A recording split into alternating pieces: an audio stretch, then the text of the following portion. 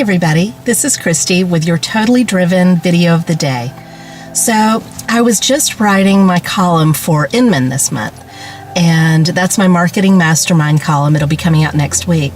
And all the questions for, I guess because we're in the middle of sort of spring market, were about open houses. So I thought I would talk a little bit about open houses today just because it's on my mind.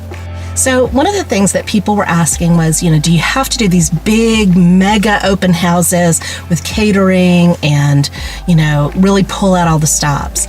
And I think it really depends on the kind of house you're showing, what the expectations are in your market. I think it also depends on your audience. So, if you're doing a big luxury home, I would say yes, go a little overboard, really do something memorable and exciting for that open house. But, if you're talking about a small condo, or, single family home, just like in a suburban neighborhood, you might not need quite as much. I don't think you have to do a big mega open house in order to make it memorable though. I was with Alyssa Blevins. There's a little shout out, Alyssa, who is just my dearest friend and a great real estate agent in Northern Virginia. And it was really, really hot, and so we did popsicles for everybody. We, had water bottles, but then we also had popsicles, and you cannot believe what a hit those popsicles were, and they kept people there at the open house longer because people would think, oh, I don't really want to go walk around outside, even though it's a big, huge yard, and we'd say, oh, here, take a popsicle, and, it'll keep you cool while you're walking around, and people loved it. So it was just such a little thing, but it was that little something extra. So you don't have to think in terms of, waiters with trays. You can just do something a little more upgraded, a little more interesting, a little more fun, and that can make, a really special open house.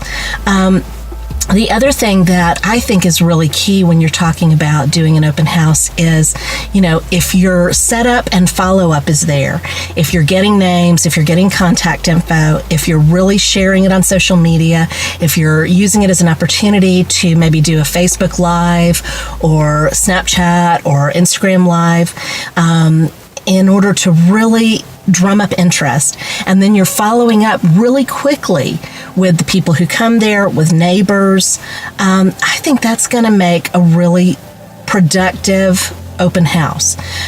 So, whether you find that buyer at that open house, maybe not, but if the listing down the street says, the people down the street say, oh, they went really above and beyond, it was great. Then when they're ready to list, you've gotten their name, you've made contact with them, you've reached out to them, maybe added them to your sphere, and you're sending them an email once a month with your email blast. They're going to remember you and they're going to call you. Okay. So the other thing I would say is there's a difference between a public open house and a broker's open. Broker's opens, I do think, really pull out the stops, do a nice lunch, a lot of times people do gift cards and things like that for caravans.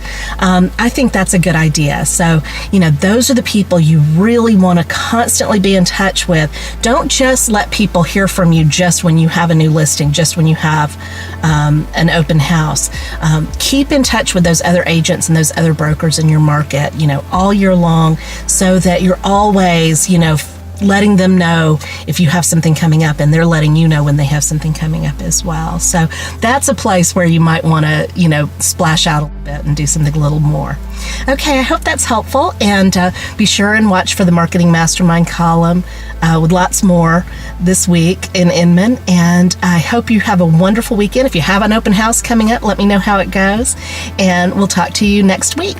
Thanks.